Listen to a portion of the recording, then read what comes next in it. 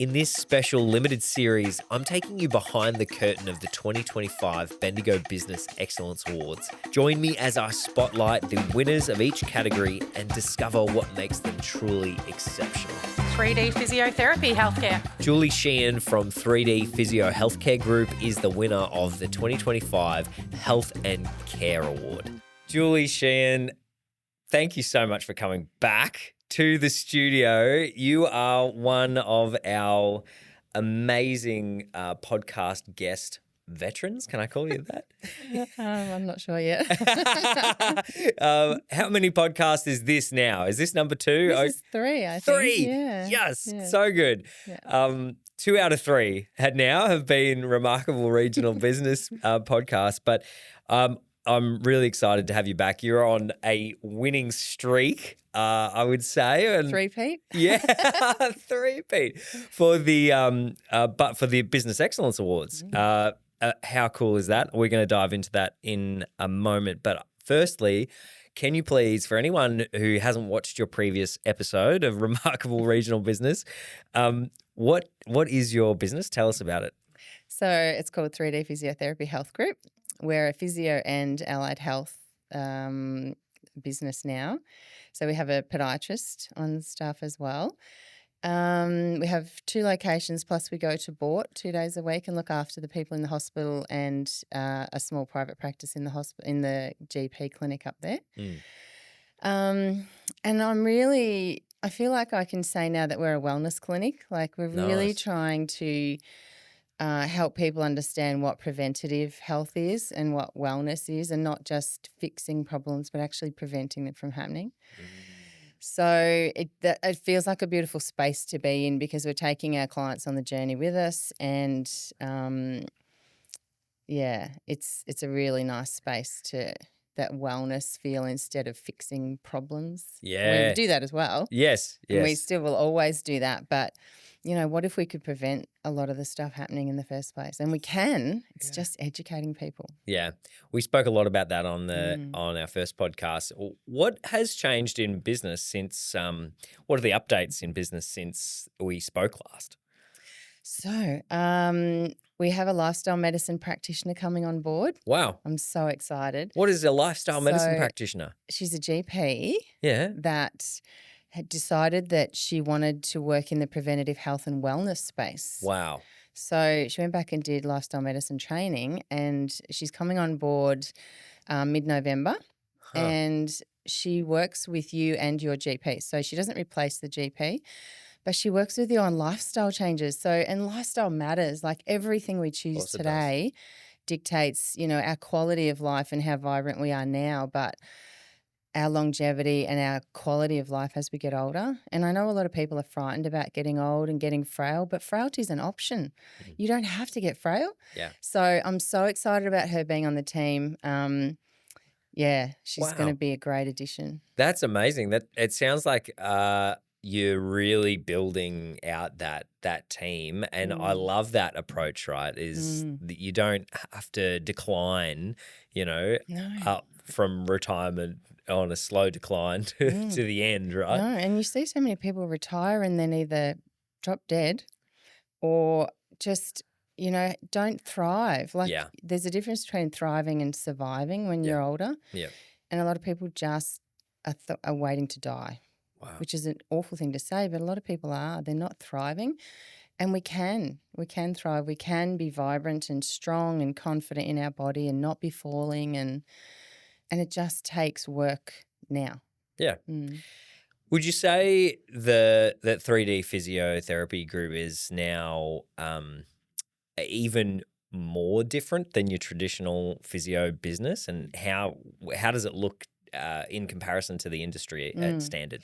Look, I think we're all really good at trying to not just have maintenance therapy or a reliance on us. We do always prescribe exercises. Our industry is really good at that. I guess that wellness space is a little different in that we're really trying to drive home the message of prevention and not just fixing problems. So I guess that's why we stand out, or we're different to other clinics, but we're all really good at, I think, that exercise prescription. Yeah. Which is a big part of preventative health. Yeah. Love it. What does the team look like now?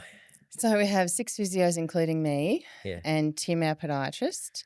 We have 5 amazing admin girls, reception and administration. Yeah. I have a change management consultant. I think she was with us last time. Yes. She's whipping me into What a line, legend. so that's good.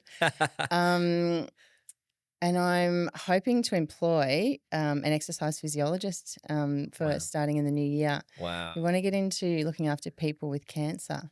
Wow. So we've Tell got me this more about that. incredible hospital, facility, Yeah. Peter Mac, and Yeah. I just wondered whether there was what sort of services were available for people after the public health support that they get.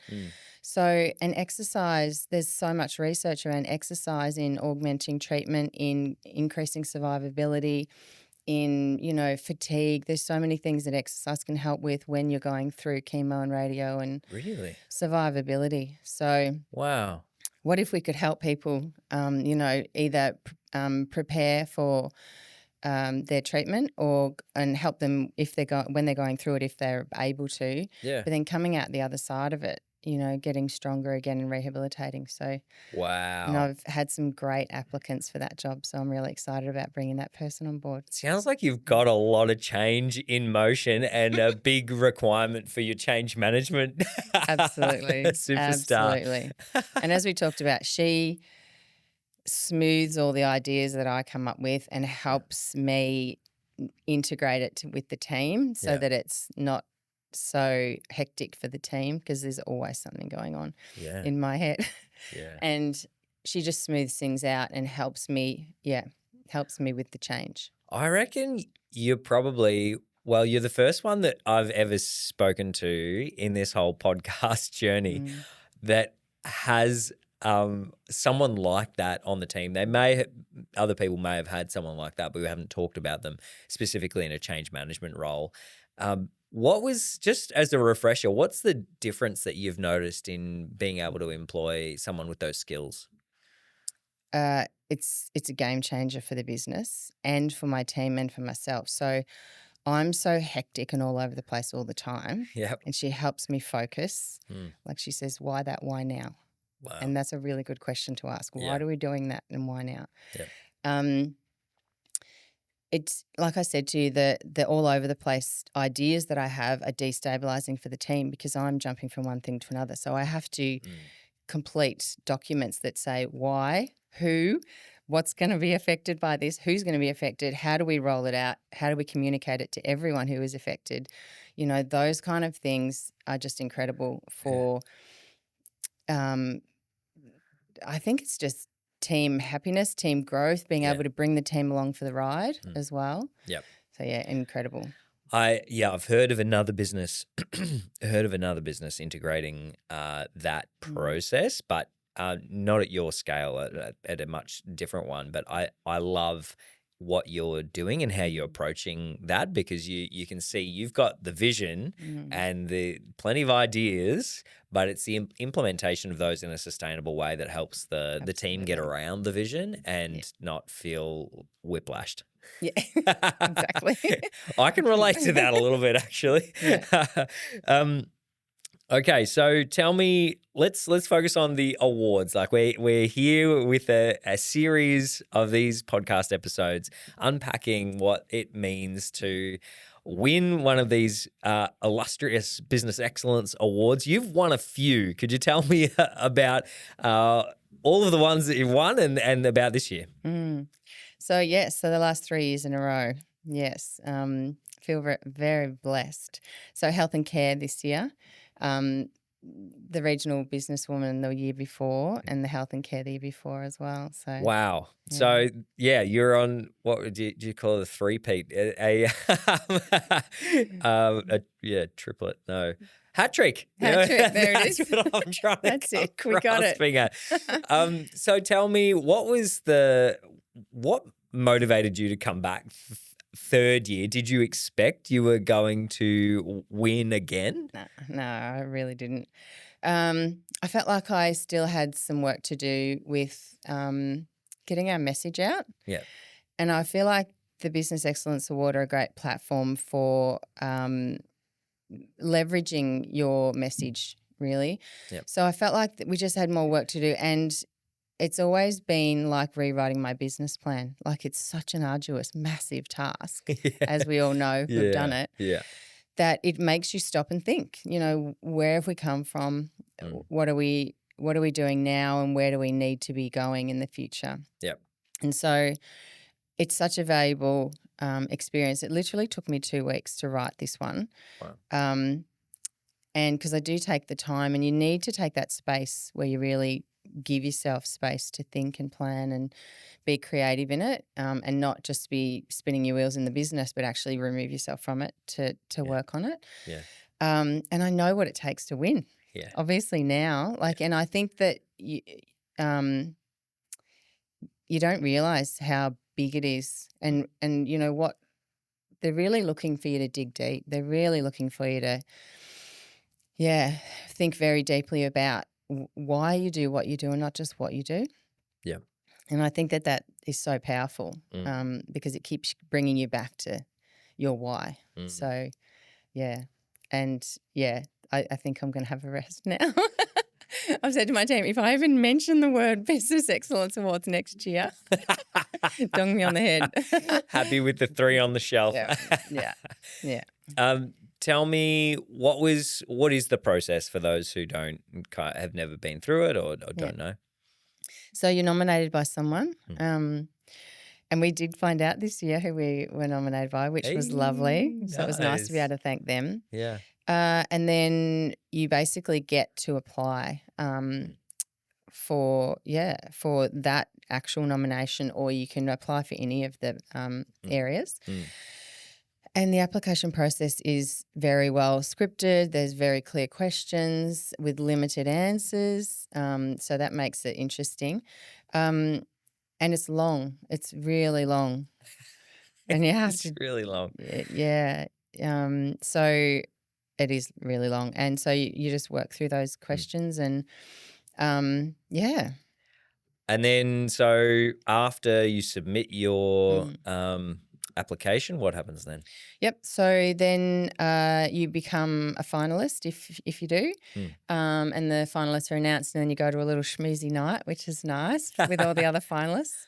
And then you have an interview process with 3 judges, and that's up at Bendigo Bank. So you go in and I did a presentation, like a PowerPoint, just explaining the business, and that's where you get a chance to be really passionate and really help the judges understand why you should win. Yeah. And I think it's easy when you love what you do. It's really easy to be passionate and to convey that message. And I think that's the feedback over the years, is that that I do have a lot of passion for what I do, and I'm really clear about where I'm wanting to go. And so and then they decide from there. Yeah. And you get announced on the night. Yeah, that's right.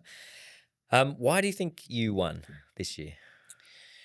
I think some of the feedback was really passionate, very clear about what we're trying to achieve. Like, I think there's a real purpose behind what we do, and I think that showed through really with the application and with the interview. Yeah, I can 100% back that up, that there's a real clear vision that you lead the team with and that you are striving for. And it's one that's so big and great. It's community shifting. It's culture changing. Like, it's a big vision. It's ambitious. It's ambitious. It is. But I honestly, I just get goosebumps every time I hear you talk about it, because that reflects what I've always thought to be true, right? Yeah. But I don't see in the culture around us. We see a lot of brokenness. We see a lot of acceptance of a downward decline, and not a lot of desire to make that different. I just don't think people really understand that they do have the option to make it different. And it's not just about, it's not just, I'm getting old. And that's what they think, oh, well, I'm falling over, or I feel weak, or I can't get up and down out of a chair easily. Yeah. Can't get off the floor because I'm getting old. That's optional. It Yeah. absolutely is optional. And we've got 79, nearly 80-year-olds, like multiple. We run 34 groups a week now, and a Wow. lot of them are strength training for older adults. And so back squats, deadlifts, overhead press with heavy lifting. Heavy lifting. And you just check out Olympic our lifts. Instagram, like the images that you see of these women. Yeah. I'm so proud of them. It just Wow. lights us all up. Like, they're incredible. And I think they're really surprised at how strong they can be as well. That's amazing. The next thing that comes out of someone's mouth when they say, "Oh, I'm getting older, I'm doing this," the next thing that comes out of their mouth is, "Oh, well, it happens to everybody." And I think that's one of the it's like that theory of groupthink, right? Is where you see enough people experiencing an outcome and you think, well, that has to happen to me because everyone else has experienced it, which is not the case at all. No. And you only have to look at like our group of women and a few men, but not as many, that they are thriving. And it doesn't mean you don't have pain sometimes. It doesn't mean, that you don't have some issues at some times, but you prevent a lot of them from happening, and you don't go into old age scared. We call it our nursing home prevention program. Who wants to go to a nursing home? Nobody. Nobody. Dad said, Gosh. just take me out the back with the 303. Not necessary. Let's just get strong and, agile and, Yeah. and, the older I get, the more I realize that a lot of it's about connection and how you make connection with people, and Wow. lots of different ways of connecting, like being able to connect as a clinician to your client and having them believe that they can do these things is important. Yeah.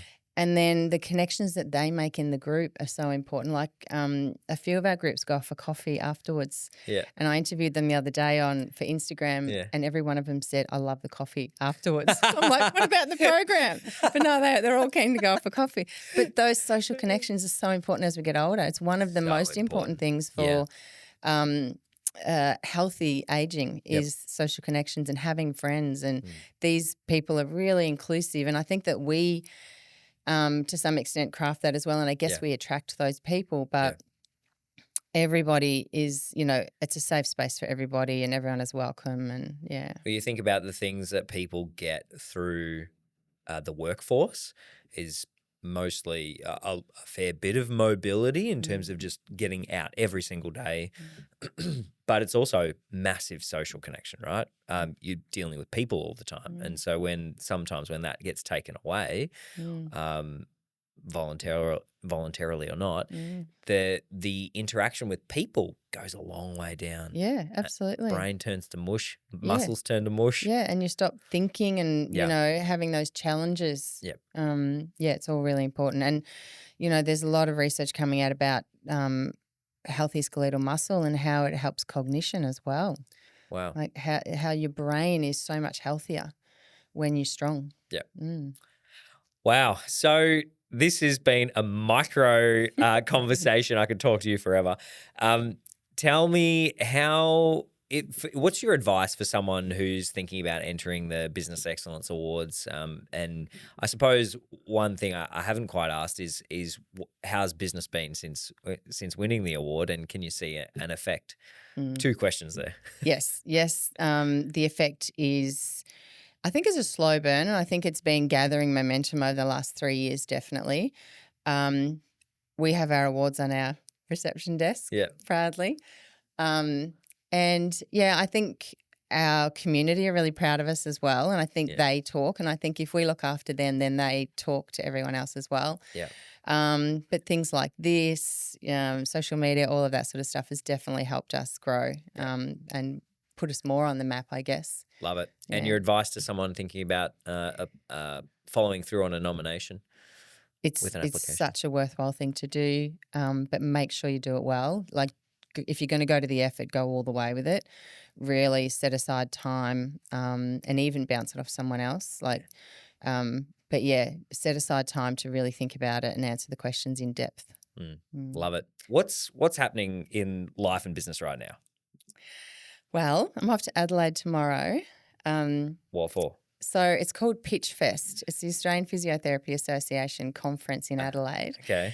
And Pitch Fest is you get to pitch ideas to the Australian Physio Research Foundation. Yeah. And basically I've been shortlisted to win a grant, a $15,000 grant to launch the product that I've created. What product have you created? So it's a strap that goes on the foot, and basically we use it in our classes.